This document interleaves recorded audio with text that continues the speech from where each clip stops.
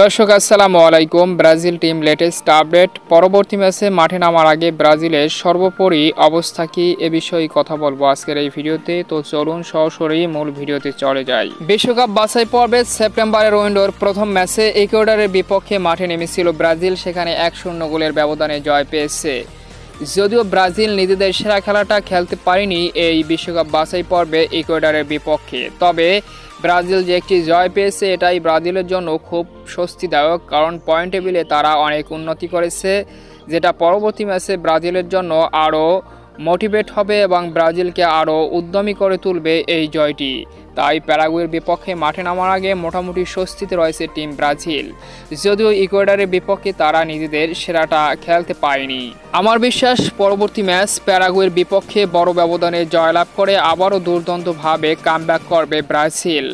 বর্তমানে Brazil team প্যারাগুয়েতে রয়েছে, সেখানে তারা প্রথমবারের মতো অনুশীলনে নিজেদেরকে দুর্দান্তভাবে ঝালাই করে নিয়েছে। খেলোয়াড়রা খুবই হাসি খুশি এবং ফুরফুরে মেজাজে রয়েছে সামনের এই প্যারাগুয়ের বিপক্ষে ম্যাচকে সামনে রেখে।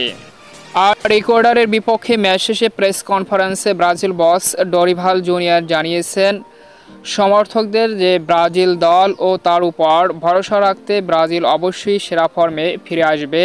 বর্তমানে তার দল পুনর্বাসন প্রক্রিয়ার মধ্যে রয়েছে, তাই খুব দ্রুত ফিরে আসবে টিম ব্রাজিল।